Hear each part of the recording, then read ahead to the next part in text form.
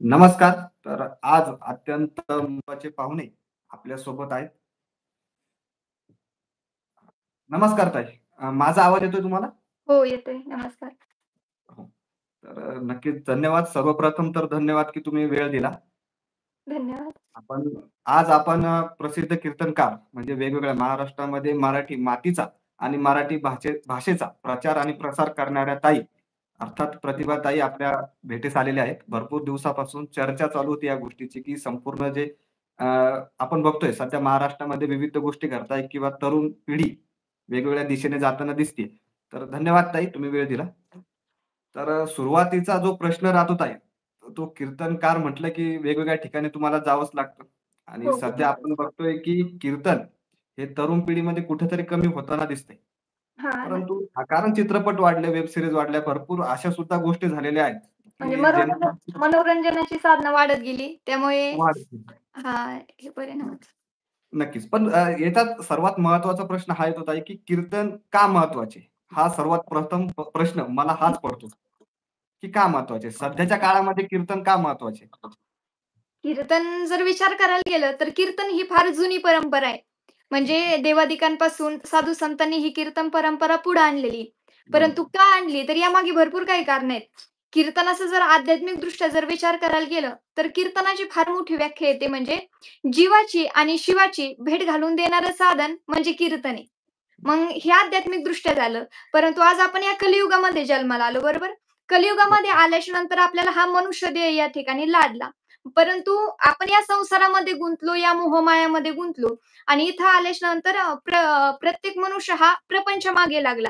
म्हणजे बरोबर. प्रत्येकाचं वेगवेगळं ध्येय झालं, वेगवेगळे साध्य झालं.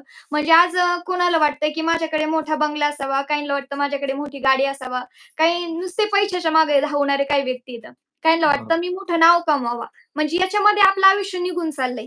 म्हणजे आपल्या याच्यामध्ये बालपण कसं जातं, तारुण्य पण कसं जातं, वृद्धपण कसं येतं, हे सुद्धा आज माणसांना कळत नाही. म्हणजे असं बरोबर. आयुष्य निघून चाललं. मग हे संत महात्म्यांनी पाहिलं, की लोकं दुसऱ्या दिशेने चाललेत. खरं ध्येय काय आहे, खरं साध्य काय आहे, हे लोकं आज या ठिकाणी येऊन विसरले. मग "बुडता हे जन न देखावे डोळा, येतो कळवळा म्हणून या." ही संतांची भूमिका आहे. म्हणजे संतांना सांगायचं होतं, की तुम्ही योग्य मार्गाने जा आणि योग्य मार्गाने जाण्यासाठी त्यांनी जे काही वाङ्मय निर्माण केली, म्हणजे गाथा असेल, ज्ञानेश्वरी असेल, भगवद्गीता असेल, याचं चिंतन आज लोकांपर्यंत सांगणं गरजेचं आहे. कारण नक्की. त्यामध्ये फार भरपूर ज्ञान आहे. मग हे ज्ञान कोणत्या माध्यमातून पोहोचावं, तर ते साधन म्हणजे कीर्तन आहे. मग आपण जर समाजामध्ये कीर्तन वाढवले, तर आपले जे काही ग्रंथामध्ये जे ज्ञान आहे, ते आज आपल्या तरुणांपर्यंत जातील, येणाऱ्या पिढीपर्यंत जातील. मग या ज्ञानातून आपला भरपूर विकास होणार आहे. मग त्या बरोबर. विकासासाठी कीर्तन फार महत्त्वाचं आहे. म्हणजे कीर्तन म्हणजे जीवनाचं एक सार आहे. आपण जन्माला आलोत कुठून? आपल्याला जायचंय कुठं? इथं आल्याच्यानंतर नेमकं करायचंय काय? आणि इथं बरोबर. आल्याच्यानंतर व्यक्ती करतोय काय? म्हणजे कोहम कथमिदं, कोहम कर्तस्य जायते. आपण आलोय कुठून आणि आपल्याला जायचंय कुठं?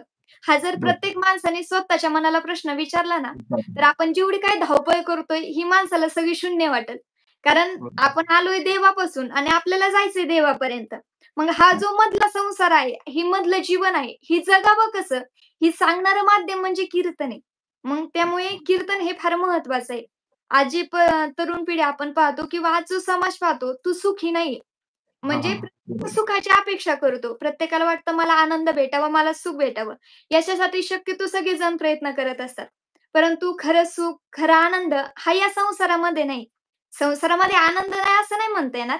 संसारामध्ये आनंद आहे, परंतु सुख आहे. परंतु सुख पावे जवा पाडे, दुःख पर्वत एवढे. आधी आपल्याला फार मोठ्या दुःखाला सामोरं जावं लागतं. त्यावेळेस कुठेतरी बरोबर. सुख आपल्याला प्राप्त होत असतं. मग आपल्याला जर अनंत काळाची सुखाची प्राप्ती करायची असेल, ज्याला वाटत असेल मी कायम आनंदी राहावं, कायम खुश राहावं, तर त्यांनी कीर्तन हे माध्यम निवडलं पाहिजे. त्यांनी कीर्तन ऐकलं पाहिजे. म्हणजे नक्की. कीर्तन स्वतः आनंदी ठेवण्यासाठी तरी कमीत कमी कीर्तन महत्वाचं आहे. कीर्तन महत्वाचं आहे. नक्कीच, नक्की. हो. पण आपण बघतोय आता, की आता हिंदी भाषा किंवा आपण जे कीर्तन करतो, त्याच्यामध्ये अभंग येतात, त्याच्यामध्ये आपण मराठी मातीचा किंवा मराठी भाषेचा एवढा प्रसार करतो. संपूर्ण हो. महाराष्ट्रामध्ये. महाराष्ट्राबाहेर सुद्धा भरपूर कीर्तनं होतात. हो. परंतु आम्ही मुख्यतः पण जर आपण तर बघितलं पंजाब प्रांतामध्ये जाऊन कीर्तनं केली होती. बाहेर पण करतो. म्हणजे आपण हो. या मातीच्या बाहेर सुद्धा आपण मराठी भाषेचा म्हणा किंवा महाराष्ट्राचं जे काही आपली संस्कृती आहे, ती आपण पुढे नेण्याचा प्रयत्न करतोय. हो, परंतु हो. यामध्ये आपण मागे बघितलं, की हिंदी सक्ती कुठेतरी होण्याची म्हणजे आवश्यकता तर नाहीये, परंतु असं काहीतरी चाललं होतं, की आपण बघतोय, की सरकारने जी-आर सुद्धा काढला होता. नंतर तो नक्कीच कॅन्सल सुद्धा करण्यात आला. परंतु हां. आता हे संपूर्ण जे आपलं आहे, की ते मराठीमध्येच करतो आपण. कीर्तन हो. म्हणा किंवा आपले जे लहानपणीपासून आपण आपली मराठी बोली शिकतो. भाषा म्हणजे मातृभाषा आहे. म्हणजे आपली थोडक्यात ती आई आहे. आई आहे आपली. तर माहिती ही हां. किती आपली मायबोली भाषा ही बोलणं लहानपणीपासून लहान मुलांना सुद्धा ती आता आपल्या घरातच मराठीच बोलतात. तर ही हो. किती महत्त्वाची ठरते. तर मराठी भाषा म्हणजे पहिल्यांदा भाषेचा आपण विचार करू. भाषा कशासाठी असते? तर संवाद साधण्यासाठी, आपले विचार, आपल्या भावना हे लोकांपर्यंत पोहोचण्यासाठी, थोडक्यात नक्कीच. आपला विकास करण्यासाठी आपण भाषा वापरतो. मग बरोबर. ज्यावेळेस हीच भाषा ज्यावेळेस मागे पडली जाते, त्यावेळेस नुसती भाषा मागे पडत नाही. नुसता भाषेचा ऱ्हास होत नाही. तर भाषेबरोबर जी माणसं आहेत, जी भाषा ती माणसं बोलतात, ते माणसांचा सुद्धा विकास त्या ठिकाणी खुंटला जातो. आपली बरोबर. संस्कृतीचा त्या ठिकाणी ऱ्हास होतो. म्हणजे थोडक्यात जर पाहायचं झालं तर मराठी भाषा आणि त्याबरोबर त्याची संस्कृती असं दोघांची जोड असते. जर बरोबर. मराठी भाषा मागे पडली, तर मराठी भाषा नुसती मागे पडणार नाही, तर मराठी संस्कृती सुद्धा मागे पडेल आणि याचा परिणाम मराठी लोकांवर होणार. त्यामुळे मराठी बोलणं आज मराठी माणसांसाठी फार गरजेचे आहे. का गरजेचे आहे? तर आपला जो सर्वांगीण विकास आहे, जो आपल्या मातृभाषेतून होतो, तो इतर भाषेतून होऊ शकत नाही. कारण नाही. आपण ज्यावेळेस आईच्या गर्भामध्ये असतो, त्यावेळेस आई आपल्या मुलासोबत आपल्या मातृभाषेमध्ये बोलत असते. बरोबर. त्यानंतर मूल जन्माला येतं. मूल जन्माला आल्याच्या नंतर आपल्या घरातले जेवढे काही आपले नातेवाईक असतील, घरचे असतील, हे आपल्या मातृभाषेमध्येच बोलतात. म्हणजे मुलांचा आणि मातृभाषेचा एवढा जवळचा संबंध असतो. परंतु ज्यावेळेस आपण मोठं झाल्याच्या नंतर मातृभाषा टाकून देतो आणि इतर भाषेचा आपण आत्मसात करतो. त्यावेळेस आत्मसात करतो. जेवढा विकास आपला व्हायचा तेवढं होत नाही. म्हणजे थोडक्यात सांगायचं झालं, तर आपल्या डोक्यामध्ये जी काही कल्पनाशक्ती निर्माण होते, आपण जे कल्पना करतो, ते आपल्या मातृभाषेमध्ये होत असतात. त्या बरोबर. माणसाला 100 भाषा येऊ द्या, परंतु तो कल्पना फक्त आपल्या मातृभाषेत करतो. मग ह्या कल्पना आपल्याला आज जगासमोर मांडायच्यात.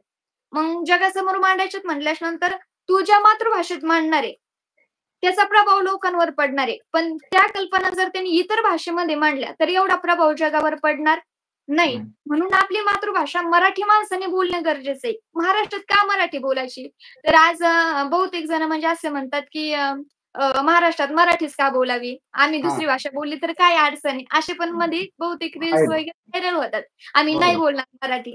परंतु हं, हं. माहितीसाठी सांगते, जर आपण इतर प्रांतामध्ये, इतर राज्यामध्ये गेलो, तर आपल्याला तिथं गेल्याच्या नंतर त्यांची भाषा शिकावी लागते. त्यांच्या बरोबर. भाषेमध्ये बोलावं लागतं. ते आपल्याला आपल्या भाषेमध्ये बोलत नाहीत. मग हे बरोबर. माणसं ज्यावेळेस इतर राज्यातले माणसं ज्यावेळेस महाराष्ट्रामध्ये येतात, मग त्यांनी देखील मराठी शिकली पाहिजे. त्यांनी शिकली मराठी पाहिजे. शिकून आपल्यासोबत मराठीतच बोललं पाहिजे. परंतु आपले माणसं असे हुशार आहेत, की आपले त्यांना त्यांच्या भाषेमध्ये बोलतात. त्यांच्या म्हणजे भाषेमध्ये. आपल्या भाषेचा आपल्याला आदर असला पाहिजे. आपल्या भाषेचा आपल्याला गर्व असला पाहिजे. अभिमान, स्वाभिमान असला पाहिजे. मराठी भाषा बोलणं म्हणजे आजकाल काय झालंय, काहींना वाटतं मागासलेपणा, गावंढळपणा आपण समजतो. बरोबर, बरोबर. होतंय. परंतु असं नाही. आपल्या मराठी भाषेला फार मोठा मान-सन्मान आहे. माऊली ज्ञानोबाराय म्हणतात, "माझ्या मराठीचे बोलू कौतुके, परी अमृता ही पैजा जिंके." अमृतापेक्षा श्रेष्ठ माझी मराठी भाषा आहे. म्हणजे एवढं माऊलींनी मराठी भाषेला महत्त्व दिले. मग आपण त्याच महाराष्ट्रात जन्माला येऊन जर आपण इतर भाषा वापरत असू, तर ही शोकांतिकाची गोष्ट आहे. आणि नक्कीच. आपल्याला जर वाटत असेल, की आपला सर्वांगीण विकास व्हावा, आपण जगाच्या पाठीवर आपलं कुठेतरी नाव असावं, तर आपल्याला मराठी ही बोलावीच लागणार आहे. नाहीतर मराठी माणूस याच्यामुळे मागे होत चाललाय.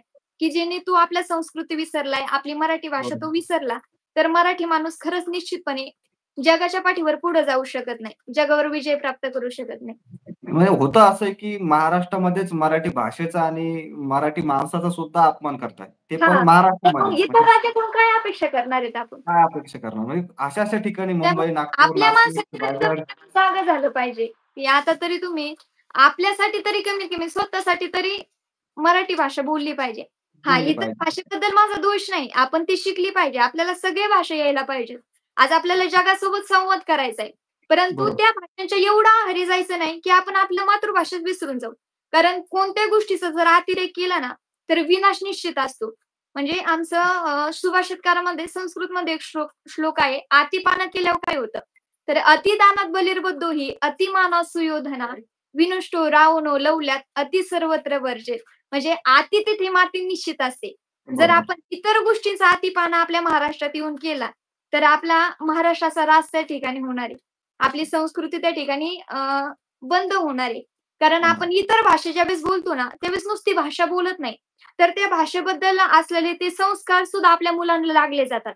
म्हणजे समजा आपल्या घरामध्ये आपली आई मराठी भाषा बोलते. मराठीबद्दलची जी काही संस्कृती आहे आपली, म्हणजे जे काही धार्मिक कार्यक्रम आहेत, सण-उत्सव आहेत, हे जर आपली आई आपल्या घरामध्ये करत असेल, तर मुलगा सहज त्या ठिकाणी येतो किंवा आई आपल्याला सांगत असेल, "बाळा आपलं रामायण वाच, कथा कीर्तनाला चल." तर तो आईला सहज म्हणतो, "आई तू येडी का? You idiot your Maugham." म्हणजे असे बहुतेक जण शब्द वापरतात. हां. म्हणजे आईला डायरेक्ट म्हणतात, "आई तू कोणत्या परंपरेत जगते?"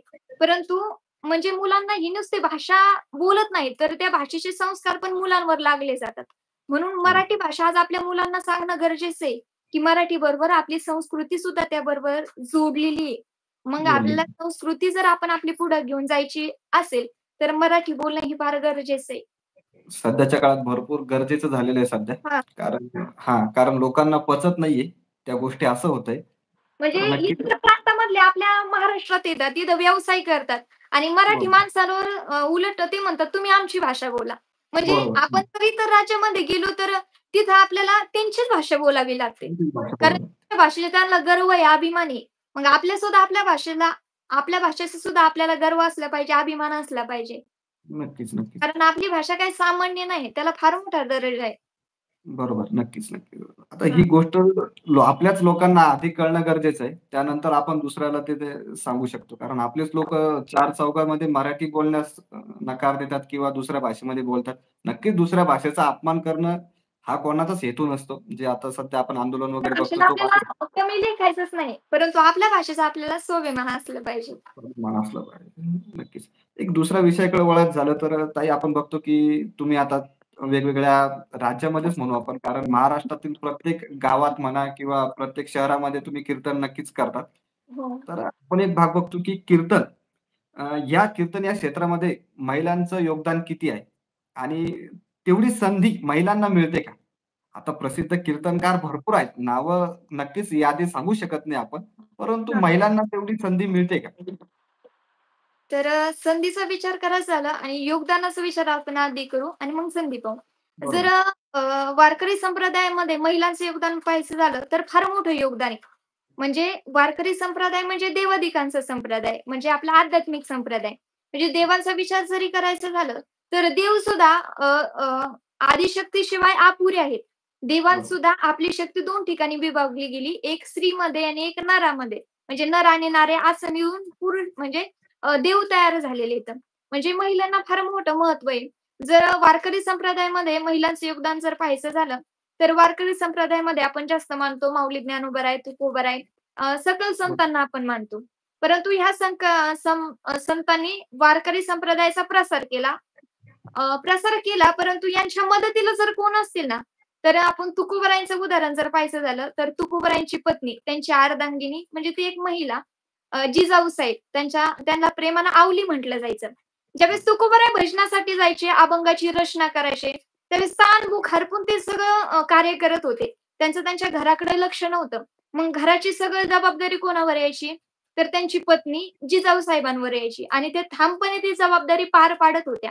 सगळे काम त्या करायच्या आणि आपल्या म्हणजे तुकोबरायांना जेवणाचं त्याचं भान राहायचं नाही, भूक कधी लागत नव्हती. परंतु त्यांची सगळी काळजी करणाऱ्या त्यांच्या पत्नी होत्या. म्हणून तुकोबारायांनी एवढं साध्य प्राप्त झालं. त्यावेळेस तुकोबाराय अभंग लिहू शकले. बरोबर. ज्यावेळेस तुकोबाराय भंडारा डोंगरावर जायचे, त्यावेळेस त्यांना जेवण घेऊन मागून जिजाऊ साहेब जायच्या. अख्ख्या डोंगरावरच शोधत फिरायच्या, की माझे पती कुठं असतील आणि डोंगरावर शोधत एक दिवस तर त्यांना काटा सुद्धा मोडला होता. पायात काटा मोडला, असंख्य वेदना त्यांना होऊ लागल्या. जवळपास पाहिलं आजूबाजूला कोणीच नव्हतं. मग सहज मनामध्ये काहीतरी विचार आला असेल आणि एक गुराखी त्या ठिकाणी आला. म्हणजे 10-15 वर्षाचा गुराखी असेल, म्हणजे गाई ओळणारा. तो त्या ठिकाणी आला आणि त्यांनी जिजाऊंच्या पायातला काटा काढला. तर जिजाऊ साहेबांना विठ्ठलाचा फार राग होता. काळ्या, विठ्या म्हणून त्यांना चिडवलं म्हणजे हिणवायच्या. कारण हं. विठ्ठलामुळे तुकोबाराय त्यांना वाटायचं, की विठ्ठलामुळे तुकोबाराय सगळा संसार सोडून दिला. त्याच्याच नावाचा जय-जयकार करतात. म्हणून विठ्ठलाचा राग होता. तर त्या बाळाला विचारलं, "का रे तुझं नाव काय?" तो मला इथं मदत केली. तर त्या मुलानं सांगितलं, "माझं नाव विठ्ठल आहे." म्हणे, हं, "बरं तूच माझ्या समोर आला." म्हणे, "आत्ता चालता चालता हो." तो गुराखी तिथून निघून गेला. पायातला काटा काढला, वेदना ही कमी झाल्या. मग जिजाऊसाहेब तुकोबरायांकडे भोजन घेऊन गेल्या. तर झालेला सगळा कथाभाग तुकोबरायांना जिजाऊसाहेबांनी सांगितला, की असं-असं झालं, गुराखी आला, माझ्या पायातला काटा काढला. मग तुकोबरायांनी विचार केला, "अरे, या भंडारा डोंगरावर मी सोडतो, इथं दुसरं कोणीच नाहीये. मग इथं गुराखी आला कसं काय?" मग तुकोबरायांना ओळखलं, हा दुसरा-तिसरा कुणी नसून साक्षात विठ्ठल माझ्या जिजाऊसाहेबांसाठी आला. म्हणजे बरोबर. संतांना अगोदर जर कोणाला दर्शन दिलं असेल, तर ज्यांनी संतांची सेवा केली ना, त्यांना देवाने दर्शन दिलं. म्हणजे जिजाऊ साहेबांना दर्शन दिलं. म्हणजे वारकरी संप्रदायांमध्ये यांची भक्ती सुद्धा फार मोठी आहे. कारण त्यांनी संतांची सेवा केली, तुकोबरायांची सेवा केली आणि आज असं म्हणायला वावगं जाणार नाही, की आज जिजाऊ साहेबांमुळे सुद्धा आज तुकोबराय आज आपल्याला पाहायला मिळाले. तुकोबराय एवढ्या मोठ्या उंचीवर जाऊन पोहोचले. म्हणजे महिलाचं फार मोठं योगदान आहे. त्यानंतर उदाहरण जर पाहायचं झालं, तर माऊली ज्ञानोबा आपण ज्ञानोबाराय पाहतो, परंतु ज्ञानोबारायांना पदा-पदाला, पावलो-पावलाला जर कोणी मदत केली असेल, तर ती संत मुक्ताबाईंना केली. मुक्ताबाई देखील संत होत्या. परंतु ज्यावेळेस ज्ञानोबाराय एक दिवस भिक्षा मागण्यासाठी आळंदीमध्ये गेले होते आणि आळंदीमध्ये गेल्याच्या नंतर तिथल्या लोकांनी काय झालं, त्यांना भिक्षा दिली नाही. त्यांना हिणवलं गेलं. त्यांना संन्याशाची मुलं म्हणून त्यांना बाजूला सारलं. अंगावर शेण सुद्धा फेकलं होतं. एवढा तास माऊली ज्ञानोबरायांना दिला. एका महिलेनं त्यांना पीठ दिलं होतं. ती पीठही लोकांनी घेतलं आणि मातीमध्ये टाकून दिलं. मग ज्ञानोबरायांना इतकं दुःख झालं. अरे, आपल्याला साधं जेवायला सुद्धा मिळत नाही. हा समाज आपला इतका छळ करतोय. मग या समाजासाठी जगायचं कशासाठी? असा माऊली ज्ञानोबरायांच्या मनामध्ये विचार आला होता. ज्ञानोबराय आपल्या झोपडीमध्ये गेले. झोपडीचं दार बंद केलं आणि ज्ञानोबराय दुःख करत बसले, रडत बसली होती. मग त्यावेळेस सोपान काका आणि मुक्ताबाई बाहेर आल्या. दार ठोठवू लागल्या, "अरे ज्ञानदादा दार उघड." तर ज्ञानोबराय दार उघडत नव्हते. ज्ञानोबरायांचा रडण्याचा आवाज मुक्ताबाईने ऐकला आणि मुक्ताबाई मग ज्ञानदादाला म्हणू लागली, "ज्ञानदादा दार उघड आहे, बाहेर आहे." परंतु तरी सुद्धा ज्ञानोबाराय दार उघडत नव्हते. म्हणले, "या समाजासाठी जगायचं नाही. या समाजाला का ज्ञान द्यायचंय, ज्यांनी मला इतका त्रास दिलाय." त्यावेळेस मुक्ताबाईंनी ताटीच्या अभंगाची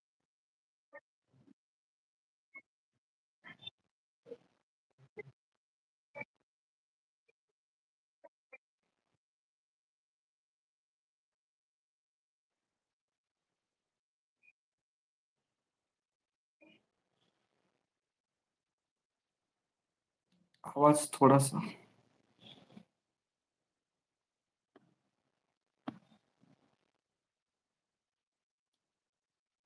थोडीशी रेंज गेली आहे. ते आपण एकदा चेक करूया.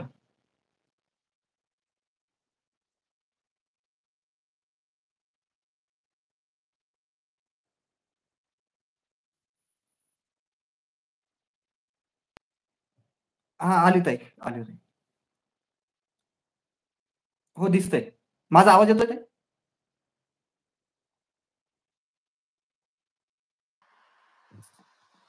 दिसते आपला हो का? आवाज हो, येतोय, येतोय, येतोय. हो, हो. हो, येतोय, येतोय. बरोबर दिसते. हो, हो, हां. व्यवस्थित आहे. तर तर मग त्यावेळेस मुक्ताबाईनं ज्ञानदादाला उपदेश केला, "ज्ञाना, तुला अवघाशी संसार सुखाचा करायचा आहे. तुला तुझं पुढचं दुखायचं नाही."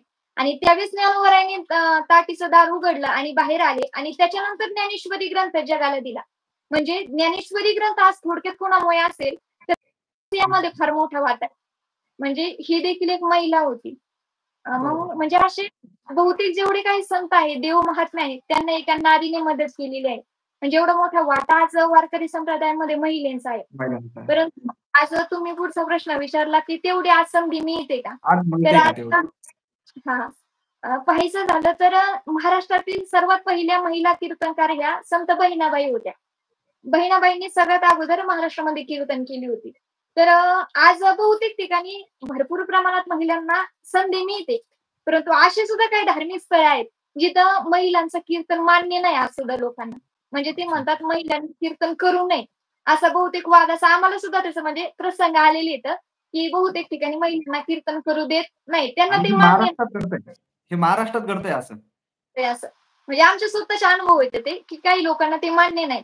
परंतु ज्या आईच्या पोटातून आपण जन्माला आलो, त्या स्त्रीचा आपण कसं काय अपमान करू शकतो?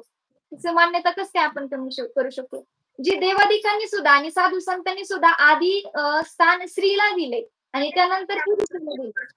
कारण असे बहुतेक प्रमाण आहेत, की अ, मातृदेवो भव, मग पितृदेवो भव, कुळी कन्या पुत्र, आधी कन्या आणि मग पुत्र. आधी स्त्रीला महत्त्व दिले आणि मग पुरुषांना दिले. आणि कबीरदासाने देखील एक ठिकाणी वर्णन केलेलं आहे, की "नारी की निंदा मत करो यारो, नारी है रतन की खान, जिस नारी से पैदा हुए, ध्रुव प्रल्हाद समान." म्हणजे नारीच्या पोटातूनच आज आपण एवढे जेवढे काही सृष्टीची निर्मिती आहे, ते एका नारीपासूनच झालेली आहे. म्हणजे महिलांना तेवढी संधी आज म्हणजे युगामध्ये आज महिलांना प्रत्येक क्षेत्रामध्ये आज महिला पुढे आहेत. पुरुषाच्या खांद्याला खांदा लावून कामं करतात. परंतु करतात. अशी बहुतेक स्थळं आहेत, की जिथं महिलांना आज प्रवेश नाहीये. आणि कीर्तन सुद्धा बहुतेक ठिकाणी करून देत नाहीत. म्हणजे 100 पैकी 20 तरी टक्के असे आहेत, की तिथं महिलांना संधी नाही आज. हे भरपूर मोठं परंतु प्रमाण म्हणावं लागेल हे. हां, कारण आहेत असे भरपूर, की त्यांना महिलांचे कीर्तन मान्य नाहीत. परंतु ऐका ना, ज्या भगवंतांनी संत जनाबाईच्या ओव्या मान्य केल्या, संत बहिणाबाईंचे अभंग मान्य केले, कानोपात्राचे अभंग मान्य केले. मग देवाला अडचण नाही, तिथं माणसांना का अडचण असावी? तर माणसाला हा काय अडचण? प्रश्न आहे. देवाला सुद्धा महिलांचं म्हणजे कीर्तन मान्य होते देवाला सुद्धा, संतांना सुद्धा. कारण कीर्तन ही 9 भक्तीपैकी एक भक्ती आहे. जेवढ्या काही भक्ती 9 भक्ती सांगितल्या, त्यातली एक भक्ती म्हणजे कीर्तन भक्ती आहे. आणि भक्ती असा मार्ग आहे, तो कुणीही करू शकतो. यारी आले लहान थोर, याती भलती नारी नर. म्हणजे तुम्ही लहान मुलाला या किंवा पुरुष या, स्त्री या, सगळ्यांनी इथं समान अधिकार आहे. ती स्थान म्हणजे कीर्तन. आणि या क्षेत्रामध्ये मला तर वाटतंय, की प्रत्येकाला संधी मिळाली पाहिजे. संधी मिळालीच पाहिजे प्रत्यक्ष आपण म्हणू शकतो. परंतु आपण जर आता बघितलं, की आता तुम्ही तर नेहमी कीर्तन करताच वेगवेगळ्या ठिकाणी आपण म्हणू शकतो. आणि हो, तुम्ही पूर्वीचे कीर्तन पाहिले सुद्धा असतील, हे अत्यंत महत्त्वाची गोष्ट. तर तुम्हाला काय वाटतं, हो. की सध्याचा जो काळ आहे, अ, आता जे कीर्तन चालतात किंवा पूर्वीचे जे कीर्तन होते, त्यामध्ये सर्वात महत्त्वाचा फरक काय? काय जाणवतो तुम्हाला? आता कीर्तनामध्ये तर भरपूर फरक झालाय. म्हणजे पूर्वीचे जे कीर्तन असायचे ना, ते एकदम मार्मिक असायचे. एकदम हं, हं. गूढ ज्ञान समाजापर्यंत पोहोचलं जात होतं. म्हणजे विनोद ते जास्त भक्तिगीत असतील, विनोद असतील, हे कीर्तनात शक्यतो जास्त होत नव्हते. परंतु आज जर आपण कीर्तनामध्ये पाहायचं झालं तर सासू-सुनेचे भांडणं असतील हां, वगैरे हां. इतर कथा असतील, त्या जास्त प्रमाणात चालतायत. म्हणजे विनोद जास्त प्रमाणात होत आहे. मला तर असं वाटतंय म्हणजे थोडक्यात माहितीप्रमाणे सांगितलं तर थोडंफार मनोरंजन असणं गरजेचं झालेलं आहे. कारण आजची जी पिढी आहे, ती एकतर कीर्तनाकडे वळत नाही आणि जर इथं ओळख. आल्याच्यानंतर त्यांना जर जास्त मार्मिक सांगितलं, तर ते आल्याच्यानंतर काही जण मोबाईल पाहतात, काही जण डुकल्या घेतात. म्हणजे त्यांना थोडं मनोरंजन व्हावं याच्यासाठी थोडं विनोद सांगणं गरजेचं आहे. परंतु कसं असावं, की 100% पैकी 15%च विनोदाचा भाग असावा. इतर गोष्टी बोलल्या जाव्यात आणि बाकीचा जो काही तो देवाचा विषय, संतांचा विषय कीर्तनात सांगितला पाहिजे. परंतु आजकाल काय झाले काही-काही कीर्तनकार 75% विनोद आणि विनोद. 25% देवाचं सांगतात. ही चुकीचं आहे. आपण कीर्तन माध्यम म्हणजे फार देवादिकांपासून आलेलं माध्यम हे फार मोठं साधन आहे. या ठिकाणी बरोबर. त्याचा अपमान आपण करू नये. कारण कीर्तनच असं एक क्षेत्र आज राहिलंय, की जे आपल्याला योग्य त्या पद्धतीचं मार्गदर्शन करू शकतं. आणि इथं नक्कीच. आल्यानंतर आपण जर दुसऱ्या वायफट गोष्टी बोलत असू, तर हे खरंच चुकीचं आहे. आता यावरच तुम्ही जे म्हटले, की सासू-सुनेचा हा खरंच प्रश्न विचारावा वाटतोय सध्या तरी. कारण तसं मी काही लिहिलेला नव्हता हा प्रश्न. परंतु हे वाक्य आल्यावर मला एक प्रश्न खरा विचारावा वाटतोय, की तुम्हाला हां. तर ह्या प्रसंग आलाच असेल, की सासूचं भांडण घेऊन सून आली आहे किंवा सुनेच्या काही गोष्टी सांगून सासू आलेली, की सासू भांडण करते माझ्यासोबत आणि तर किंवा सगळीकडे चालूच असतात. तर याला कसं हँडल करायचं? ह्या गोष्टीला त्यावेळेस कसं हँडल करता येतं? असे प्रश्न म्हणजे येत असतील ना? हो, येतेच बहुतेक म्हणजे आता भांडणं तर प्रत्येकाच्या घरात चालू असतेच. सासू-सुना म्हणलं तर ते भांडण होणारच. परंतु भांडण वाटतं की ज्यावेळेस आपण दुसऱ्या घरात जातो, म्हणजे एक मुलगी ज्यावेळेस दुसऱ्या घरात जाते, त्यावेळेस ते आपलं आधीचे जे काही नाते आहेत, रक्ताचे नाते सगळे तोडून दुसऱ्या घरात जात असते. मग तिथं गेल्याच्या नंतर त्या मुलीची देखील जबाबदारी आहे, की आपण आपले आई-वडील सोडून आलो. मग तिथले जे सासरे आहेत, त्यांना आपण आपलं स्वतःच आई-वडील मानलं पाहिजे आणि तशा प्रकारे त्यांची सेवा केली पाहिजे. आपण आपल्या आई-वडिलांना उरफाटं बोलत नाही. त्यांना कधी खाण्यापिण्यात काही कमी करत नाही. त्यांची जशी सेवा करतो तशी जर आपण सासू-सासऱ्यांची केली, तर निश्चितपणे हे भांडणं कमी होणार आहेत. आणि याच्यापुढे ज्यावेळेस सासूच्या बाजूने बोलायचं झालं, तर ज्यावेळेस दुसरी मुलगी आपल्या घरामध्ये येते, आपल्याला सुद्धा लेक आहे, आपल्याला सुद्धा मुलगी. आपण जर त्या मुलीकडं जी येणारी सून आहे, तिला जर आपली मुलगी मानलं, स्वतःच्या लेकीप्रमाणे जर तिला जीव लावला, तर हे भांडणं मला वाटतं कायमस्वरूपीचे मिटले जातील. म्हणजे नक्कीच. सासूने आपल्या सुनाला मुलगी मानावं आणि सुनाने आपल्या सासूला आई मानावं. असं जर मानलं तर भांडणच होणार नाहीत ना. बरं. नक्कीच, नक्कीच. एक शेवटचा जो प्रश्न आहे तो आता नक्कीच याविषयी नाहीये, परंतु आता सध्या भरपूर धावपळीचं जीवन झालेलं आहे. म्हणजे एक काही आता जे मुलं आहेत ते अभ्यासामध्ये त्यांचं ओझं तर त्यांनाच वाहता येतंय. दप्तर त्यांच्या जीवापेक्षा जास्त झालेलं आहे. ते त्यांचा भाग झालेला आहे. तरुण पिढी म्हटलं तर वेगळ्या प्रकरणात गेलेली आहेत किंवा मग वयस्कर तर टीव्ही पाहण्यामध्येच जात आहे सध्या. हां. तर हे नामस्मरण किती महत्वाचं आहे आणि सध्याच्या धावपळीमध्ये हे नामस्मरण कसं करावं? म्हणजे किती आता सध्या तर असे बघताय, की जेवढ्या सोप्या पद्धतीनंच नामस्मरण करता येईल किंवा देवाची पूजा करता येईल किंवा देवाच्या ठिकाणी जाता येईल. कारण स्वतःच्या नातेवाईकांच्या घरी जायला सुद्धा यांना टाईम नाहीये. तर हे तर भाग वेगळाच राहिलेला आहे. तर यावर काय म्हणाल, की ह्या धावपळीच्या जीवनामध्ये देवाचं नामस्मरण किती महत्वाचं आहे? देवाचं नामस्मरण पाहिलं तर शास्त्रानुसार पाहिलं तर शास्त्रकार सांगतात, "शतं विहाय भोक्तव्यम सहस्रं स्नान आचरेत." वक्ता जसं म्हणजे आपण काय केलं पाहिजे, की 100 कामे सोडून स्नान केलं पाहिजे. लाख कामे सोडून त्या ठिकाणी भोजन केलं पाहिजे आणि कोटी कामे सोडून आपण भगवंताचं भजन केलं पाहिजे, असं शास्त्रामध्ये सांगितलेलं आहे. मग भगवंताचं भजन का करायचं, नामचिंतन का करायचं, तर याच्यामागे फार मोठी रहस्य आहे. आपल्याला जो मानवी देह प्राप्त झालाय ना, हा सहजासहजी नाही प्राप्त झालेला. हा 84 लाख योनी फिरल्याच्या नंतर प्राप्त झालाय. मग कशासाठी प्राप्त झालाय? तर "देवे दिला देह भजना घुमटा." भगवत प्राप्तीसाठी आपल्याला प्राप्त झालाय. त्याच्यासाठी भगवंतांनी दिलाय. आता इथं आल्याच्या नंतर वेगवेगळ्या कारणासाठी आपण तो खर्च करतोय. परंतु बरोबर. सहजासहजी नाही 84 लाख योनी आहेत. म्हणजे 30 लाख प्रकारचे प्राणी आहेत, जे 4 पायावर चालतात. म्हणजे आपण आजूबाजूचे जे काही गायी, म्हशी असतील, कुत्रं, मांजर असेल, या प्रत्येकाच्या योनीला आपल्याला जावं लागतं. आणि बरोबर. एकदा प्रत्येकाने डोळे उघडून परिसरामध्ये पहा, यांच्या वाटेला किती दुःख आहे. समजा आपल्या गोठ्यामध्ये आपली गाय आहे, तर त्या गायीला आपण बांधून ठेवतो. जेव्हा आपल्या मनाला येईल तेव्हा तिला चारा टाकतो, जेव्हा मनाला येईल तेवढा पाणी देतो. म्हणजे एवढं दुःख त्यांच्या वाटेला आहे, त्यांना स्वातंत्र्य नाहीये. एखाद्याच्या मनात आलं तर गायीला आपण हाणतो सुद्धा. म्हणजे इतर प्राण्याला आपण दगड फेकून आणतो.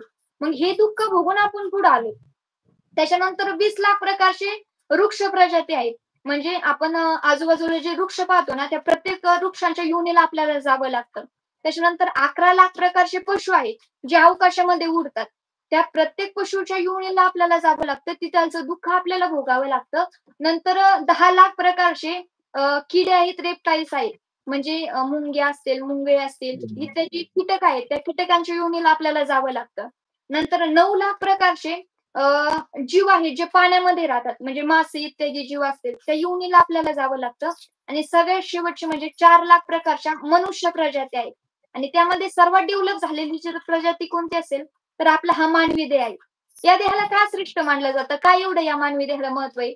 तर याच देही घडे देवाचे भजन आणि काही ज्ञान नाही कोठे. हा मनुष्य देह प्राप्त झाल्याच्या नंतरच आपण भगवंताला प्राप्त करू शकतो. बाकीच्या योनीमध्ये ते ज्ञान नाही. कारण आपल्या दारात विविध प्राणी आहेत. म्हणजे दारात आपले समजा गायी आहे. गायी कधी विठ्ठल, विठ्ठल म्हणताना पाहिले आपण? नाही पाहिजे. दारात आलेला कावळा कधी तुम्हाला जय हरी घालतो? नाही घालत. पशु काय पाप पुण्य जाणती, उत्तम मध्यम भोग भोगिती. पशु पशवादिकांना ते ज्ञान नाही. ही जी बुद्धी दिली ती फक्त मानवाला दिलेली भगवत प्राप्तीसाठी. म्हणून बरोबर. भगवंताचं नामचिंतन करणं इथं आल्याच्या नंतर फार गरजेचं आहे. जर हे नामचिंतन केलं नाही, तर आज आपण या ठिकाणी मनुष्य देह प्राप्त झालाय. या देहातून आपण जाणार. आपल्या या ठिकाणी मृत्यू होणार. मृत्यू तर सर्वांना मान्य आहे. मग मृत्यू झाल्याच्या नंतर पुन्हा आपल्याला याच चक्रात फिरावं लागतं. पुनरपि जननम, पुनरपि मरणम, पुनरपि जननी जठरे शयनम. हा कायमचा जीवाचा प्रवास चालू आहे. मग यातून जर आपल्याला मुक्तता व्हावी वाटत असेल, तर भगवंताचं नामचिंतन केलं पाहिजे. परंतु आज तुम्ही म्हटले, की विविध मनोरंजनाची साधनं आली म्हणजे हो, मोबाईल हो. असेल, टीव्ही असेल. लोकं या ठिकाणी बिझी होत गेली. आजकाल काय झालं, देवाला अंधश्रद्धाच मानायला लागली थोडक्यात. म्हणजे देवाच्या कथा म्हणजे भाकड कथा आज लोकांना वाटायला लागल्या. परंतु जी काही आपले गाथा असेल, ज्ञानेश्वरी असेल, भगवद्गीता असेल, ही काही सामान्य नाहीत. यात सांगितलेल्या कथा काय भाकड कथा नाहीत. आज मी तुम्हाला ती सांगणार देखील आहे, की आपल्या अध्यात्मामध्ये किती ताकद आहे. आज विज्ञानाने भरपूर शोध लावली. मला देखील विज्ञान मान्य आहे. माझं देखील एज्युकेशन झालेलं आहे. मला विज्ञान मान्य आहे. विज्ञानाच्या बरोबर. विरोधात मी नाही. परंतु विज्ञानवादी झाल्याच्या नंतर लोक अध्यात्माला अंधश्रद्धा मानायला लागली. अशा लोकांना मला सांगायचंय की अध्यात्मामध्ये किती ताकद आहे. आज बहुतेक बरेचसे शोध लावले. अगोदर सगळ्यात आधी शोध लावला म्हणजे आधी म्हणण्यापेक्षा जे शोध लावली त्यातला एक शोध म्हणता येईल की आपण त्या ठिकाणी याचा शोध लावला होता, विजेचा शोध लावला होता. वीज, इलेक्ट्रॉनिक. मग विजेचा ज्यावेळेस शोध लावला गेला, त्यावेळेस विजेच्या शोधाचा उल्लेख ज्ञानोबा यांनी आधीच ज्ञानेश्वरीमध्ये केलेला आहे. त्यानंतर आपण व्हिडिओ कॉल असेल, व्हिडिओ कॉल म्हणजे आज मोबाईल असेल, व्हिडिओ कॉल मधून आपण आज संपूर्ण जगामध्ये कुठलेही दृश्य पाहू शकतो. समजा बरोबर. आपल्या एक मित्र असेल तर अमेरिकेमधल्या मित्राला आपण या ठिकाणी व्हिडिओ कॉल करू शकतो. करू शकतो. परंतु माऊली ज्ञानोबा त्याचं वर्णन करतात, जो देखी समुद्रापलीकडे स्वर्गीचे आलोच ऐके, मनोरथ ओळखे मुंगीचे. माऊली ज्ञानोबरायांनी 12व्या शतकामध्ये आपल्या ज्ञानेश्वरीमध्ये लिहून ठेवलं की आपण 7 समुद्रा पलीकडचं पाहू शकतो. आणि माझे संत महात्मे तर याच्या पुढचे येतात की स्वर्गीचे आलोच ऐके. माऊली म्हणतात, मी स्वर्गात जे देवदेवता इंद्र इत्यादी जे देवदेवता आहेत ते काय बोलतात ते मी इथं बसून ऐकू शकतो. म्हणजे विज्ञानाची एक पाऊल पुढे अध्यात्म आहे.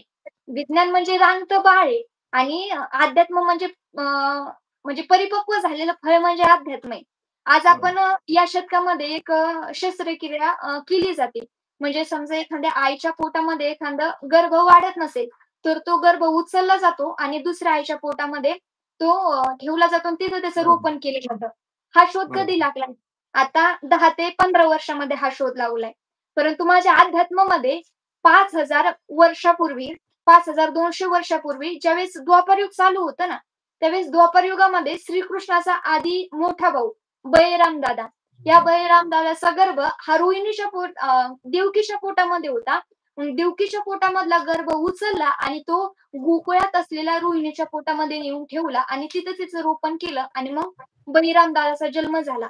म्हणजे तुम्ही आज ज्या प्रक्रिया करतायत ना, त्या अध्यात्माने कधीच केलेल्या आहेत आणि त्या सक्सेसफुल देखील झालेल्या आहेत. मग आज विज्ञान ज्याचा शोध लावतोय ना, हे शोध कधीच माझ्या संतांनी लावून ठेवलेले आहेत, तर ते शोध त्यांना माहिती देखील आहेत. म्हणजे अध्यात्म हे आज आज आपल्या तरुण पिढींना सांगितलं पाहिजे, की अध्यात्म म्हणजे भाकर कथा नाही तर, ही ज्ञानेश्वरी मोबाईल त्यांच्या हातातले एकदा अगदी काढावा लागेल. मोबाईल काढून हातामध्ये गीता द्यावं लागेल, ज्ञानेश्वरी द्यावं लागेल. याच्यामध्ये काय आहे, हे आजच्या मुलांना सांगावं लागेल. नाहीतर येणारी पिढी अशी विचित्र येईल ना, आपल्या स्वतःच्या आई-वडिलांना सुद्धा मानणार नाही. मग आईचं कर्तव्य आहे, की कमीत कमी आपल्याला तरी घरात ठेवण्यासाठी तरी कमीत कमी त्यांच्या हातातला मोबाईल काढा आणि त्यांना आपल्या धर्माबद्दल ज्ञान द्या. परंतु आजकाल काय झालंय, की पालक या ठिकाणी फार मोठी चुका करतात. म्हणजे स्वतःच्या हातामध्ये मोबाईल आणि मुलांना म्हणतात तुम्ही मोबाईल पाहू नका. हे बहुतेक पाहायला मिळतंय. म्हणजे काय झालंय असं की पूर्वीच्या काळी कसं असायचं, आपली आई ज्यावेळेस मोबाईल नव्हते, टीव्ही नव्हते, त्यावेळेस आपली आई लेकरांना घेऊन तुळशी पुढे जायची सायंकाळच्या वेळी. तुळशीला दिवा वगैरे लावायचा, अगरबत्ती लावली जायची. शुभम करोती इत्यादी श्लोक त्या ठिकाणी व्हायचे. आणि आईने नमस्कार केला, की जे लहान मुलं होतं, ती सुद्धा तुळशीला नमस्कार करायचं. म्हणजे तिथे आपली एक संस्कृती होती. घरात जे आजी-आजोबा आहेत, ते आपल्या नातवाला घेऊन बसवायचे. त्यांना विनोदाच्या गोष्टी असेल, रामायण असेल, महाभारत असेल, इत्यादी कथा कीर्तनं त्यांना सांगितली जायची. यातून काय व्हायचं, की मुलांचं मनोरंजनही त्या ठिकाणी व्हायचं आणि मनोरंजनाबरोबर त्यांचा बुद्धीचा विकासही व्हायचा आणि आपल्या धर्माबद्दल ज्ञानही त्यांना मिळत होतं. परंतु आजकाल काय झालं, की म्हातारेच आज टीव्ही पुढे जाऊन बसायला लागले. जे त्यांच्या पालिका चालू होत्या 6 वाजल्यापासून. तुझा रंग काळा, तुझ्या जीव रंगला, माझ्या नवऱ्याची बायको, सुख म्हणजे नेमकं काय असतं? सुख म्हणजे नेमकं काय असतं? जर हे टीव्हीत पाहून समजलं असतं, तर संतांनी एवढं वाङ्मय निर्माण करायची गरजच भासली नसती ना. आणि लाखों झाल्याशिवाय तर झोपत नाहीत. म्हणजे हेच संस्कार आज मुलांवर लादले जातात. म्हणजे स्वतः आधी पालकांची फार मोठी जबाबदारी आहे, की आपलं धर्म, आपली नीती ही मुलांना शिकवली पाहिजे. आपल्या धर्माला कमी समजू नका. गीता ग्रंथ आहे ना, गीता ग्रंथ आपल्या भारतामध्ये निर्माण झाला आणि अमेरिकासारख्या देशामध्ये बलाढ्य आणि वैज्ञानिक देशामध्ये गीता ग्रंथ 90% हून अधिक विद्यालयांमध्ये गीता ग्रंथ शिकवला जातो. ही फार आपल्या स्वाभिमानाची गोष्ट आहे. परंतु शोकांतिका याची निघते, की भारतातल्या मुलांनाच माहिती नाही, की गीतामध्ये काय आहे आणि गीता ग्रंथ म्हणजे नेमकं काय आहे? हे आज आपल्या भारतीय लोकांना माहीत नाही आणि तो अमेरिकासारख्या देशामध्ये शिकवला जातो. म्हणजे आपलं ज्ञान हे बाहेरची लोकं न्यायला लागलेत आणि आपले लोकं त्यांच्याकडे अंधश्रद्धा म्हणून पाहायला लागले. मग त्यांना वाटत असेल की आपला विकास व्हावा, तर त्यांना अध्यात्माची जोड, अध्यात्माला हाताला धरावं लागेल. आणि जर आपण अध्यात्म हाताला धरून चाललो, अध्यात्माच्या जर हाताला धरून चाललो, तर निश्चित आपली प्रगती फार वेगाने होणार आहे. म्हणजे बाहेर देशातले लोकं आपली संस्कृती न्यायला लागले. म्हणजे आज मोबाईलवर तुम्ही पाहत असाल, अमेरिकासारख्या किंवा विविध देशामध्ये ज्या महिला आहेत, त्या भारतीय संस्कृती म्हणजे साडी वगैरे घालायला लागल्यात, नऊवारी हो, घालायला लागल्यात. बहुतेक ते तुम्ही पाहिलं देखील असेल. भजन करणारा गळ्यामध्ये तो पखवाद वगैरे वाजवणार, हो, हो. टाळ वाजवणार आणि वृंदावनमध्ये बाहेर देशातली लोकं बाहेर येतात. जास्त येतात. हो. कशासाठी? तर श्रीकृष्णाला पाहण्यासाठी, तिथली संस्कृती अनुभवण्यासाठी. कारण त्यांना खरं सुख, खरा आनंद समजलाय. म्हणजे आपली भारताची भूमी म्हणजे फार श्रेष्ठ भूमी आहे. आणि आज आपण त्या भारत भूमीमध्ये जन्माला आलोत आणि इथे येऊन जर आपण पाश्चात्य संस्कृतीत स्वीकार करत असू, तर हे खरंच चुकीचं आहे. म्हणजे आज चुकीचं. आपली मुलं दुसऱ्या देशाचा आदर करायला लागले, दुसरी भाषा आपल्याला आपलीशी वाटायला लागली. वेगवेगळ्या मूव्ही याच ठिकाणी रिलीज व्हायला लागल्या. आता मध्ये सय्यारा नावाची मूव्ही आली होती. हो, हो. आता बहुतेक जणांनी ते पाहिलं देखील असेल. ती एक रील्स आली होती, की मुलं आपली महाराष्ट्रीयन मुलं थिएटरमध्ये जातात. तो सय्यारा नावाचा मूव्ही पाहतात आणि काही-काही एवढे भावुक होतात, एवढे रडतात. जसं का त्यांचं घरचं कोणतरी मेलंय. काही-काहींना तर सलाईन लावायला लागली. म्हणजे ही भूमी नेमकं चालली कुठं? मुलं नेमकं चाललेत कोणत्या दृष्टीने? प्रेम कथा ऐकून एवढं भावुक व्हायची गरज काय? अहो, त्याच थिएटरमध्ये जाऊन तुम्ही छावा पहा. आपल्या हो, ज्या हो. लोकांनी आपल्यासाठी बलिदानं दिली. आता छावा पाहून बहुतेक जण रडले. त्यात काही शोकांतिका म्हणजे त्यात काही बोलण्यासारखं नाही. परंतु आपले बरोबर. जे काही वीरपुरुष होऊन गेले, ज्यांच्यामुळे आज आपण स्वातंत्र्यपणे जीवन जगत आहोत. अशांचं बलिदान डोळ्यासमोर आणलं पाहिजे आणि त्यावेळेस जर आपल्या डोळ्यामध्ये पाणी येत असेल, तर तो खरा महाराष्ट्राचा मुलगा म्हणावा लागेल. हे फालतू पिक्चर पाहून जर आपल्या डोळ्यामध्ये पाणी येत असेल, तर ही खरंच शोकांतिकाची गोष्ट आहे. म्हणजे आपण महाराष्ट्रात राहतो का? महाराष्ट्रीयन आहोत का? हाच फार मोठा प्रश्न पडतो. कारण ही नक्कीच. महाराष्ट्राची भूमी म्हणजे रक्ताने कण-कण माखलेलं आहे इथलं. इथं शिवाजीराजे असतील, शंभूराजे असतील, पुण्यश्लोक अहिल्यादेवी असतील, बाबासाहेब आंबेडकर असतील, यांचा फार मोठा वारसा आपल्या या भूमीला लाभलेला आहे. मग त्यांचं आपण आपलं त्यांचं कार्य आपण आपल्या डोळ्यासमोर ठेवलं पाहिजे आणि तसं वर्तन केलं पाहिजे. आता या लोकांनी देखील सांगितलं, की आपलं धर्म संस्कृती जपत चला आणि आपल्या या देहाचं कल्याण करून घ्या. हा प्रत्येकाचा उपदेश होता. अगोदरच्या लोकांना एवढं स्वातंत्र्य नव्हतं. म्हणजे शिवाजी महाराजांच्या अगोदरचा काळ जर आपण पाहिला, तर मुघल सेना या ठिकाणी आलेली होती आणि किती छळ आपल्या महाराष्ट्राच्या मातीचा केलेला होता. स्त्रियांच्या भर रस्त्यावर आबरू लुटल्या जात होत्या. मराठी माणूस हा मातीमध्ये तुडवला जात होता. शेती व्यवस्थित करून देत नव्हते. स्वतंत्रपणे कोणताही अधिकार नव्हता. जर कीर्तन करायचे म्हणले, सार्वजनिक सण उत्सव करायचे म्हणले, तरी परवानगी मागावी लागत होती. आणि आज तर आपल्याला सर्व अवगत आहे. सगळं आपण जसं म्हणू तसं आपण करू शकतो. मग एवढं नक्कीच. मोठं स्वातंत्र्य आज आपल्याला प्राप्त झालंय, त्या महान पुरुषांमुळे प्राप्त झाले. मग या स्वातंत्र्याचा योग्य वापर आज आपल्याला करता आला पाहिजे. आपला वेळ हा टीव्ही, मोबाईलमध्ये न घालता, जेणेकरून आपल्या देहाचं कल्याण होईल, जेणेकरून आपल्या संस्कृतीचा विकास होईल, आपल्या देशाचं नाव उंचावेल, असं कार्य आज या तरुण पिढीने केलं पाहिजे. आणि तरुण पिढी सुधारण्यासाठी सगळ्यात पहिल्यांदा घरातल्या पालकांनी त्यांच्याकडे लक्ष दिलं पाहिजे. म्हणजे त्यांच्या हातातला मोबाईल बाजूला काढावा लागेल आणि तर हे शक्य आहे. म्हणजे थोडक्यात त्यांच्या मोबाईलला बाजूला काढून आपले धर्मग्रंथ त्यांच्या हातामध्ये दिले, तर निश्चितपणे त्याचा उपयोग होणार आहे. आणि धर्मग्रंथात सांगितलेलं आहे, सगळं कार्य करता करता तुम्ही भगवंताचं नामचिंतन करा. कामामध्ये काम तुम्ही म्हणा राम राम. कारण सगळ्यामध्ये पवित्रामध्ये पवित्र जर काय असेल, तर ते भगवंताचं नामचिंतन आहे. पवित्राणां पवित्रमियो मंगलानां च मंगलम्. दैवतं देवतानां च भूतानां यो पिता सकल मंगलनिधी श्री विठ्ठलाचे नामादी. म्हणजे मंगलामध्ये मंगल हे भगवंताचं नाम आहे. कारण ही सृष्टी जिने निर्माण केली ना, ते ब्रह्मदेवानं आणि ब्रह्मदेवानं सुद्धा सृष्टी निर्माण करायच्या अगोदर देवाचं नामचिंतन केलं होतं, देवाचं भजन केलं होतं आणि त्यानंतर एवढी कल्पना त्यांना सुचली. आज जर आपण सृष्टीचं इकडं-तिकडं आजूबाजूला पाहिलं, एवढा अथांग एवढी मोठी सृष्टी आहे. परंतु कधी आपल्यासारखा माणूस आपल्याला कधी दिसलाय? माणसाचं जाऊ द्या, आपल्या हातावरचे जे ठसे आहेत ना, ते सुद्धा प्रत्येकाचे वेगवेगळे आहेत. त्या ठश्यावर हात कार्ड तयार होतो आणि प्रत्येकाची ओळख ह्या ठशावरून ओळखली जाते. म्हणजे आपला साधा अंगठ्याचा ठसा सुद्धा एकसारखा नाहीये. मग एवढी गहन रचना ज्या ब्रह्मदेवानं केली ना, त्या ब्रह्मदेवानं सुद्धा आधी नामचिंतन भगवंताचं केलं होतं. म्हणजे एवढी मोठी ताकद आज भगवंताच्या नामाची आहे. मग ती नाम आपण जर घेतलं, तर आपल्याला सुद्धा जगातलं कोणतंच कार्य कठीण जाणार नाही. त्या नामामध्ये फार ताकद आहे. ते भगवंताचं नामचिंतन आपण या ठिकाणी केलं पाहिजे. नक्कीच, नक्कीच. तर धन्यवाद ताई. आपण नक्कीच महत्त्वाचा विषय घेतलेला होता. कारण तरुण पिढी ही कीर्तनाकडे कशी वळेल किंवा जे वाईट संगती लागतायत किंवा सर्वात महत्त्वाचं मराठी भाषा आणि मराठी माणसं हे जपणं, मराठी माणसानंच खरं मराठी भाषा जपली पाहिजे. हा अत्यंत महत्त्वाचा मुद्दा सुद्धा अत्यंत चांगली माहिती तुम्ही प्रेक्षकांना दिलेलीच आहे. तर मनापासून धन्यवाद. धन्यवाद. कृष्ण हरी. चालेल. रामकृष्ण. वारे वारे चुकली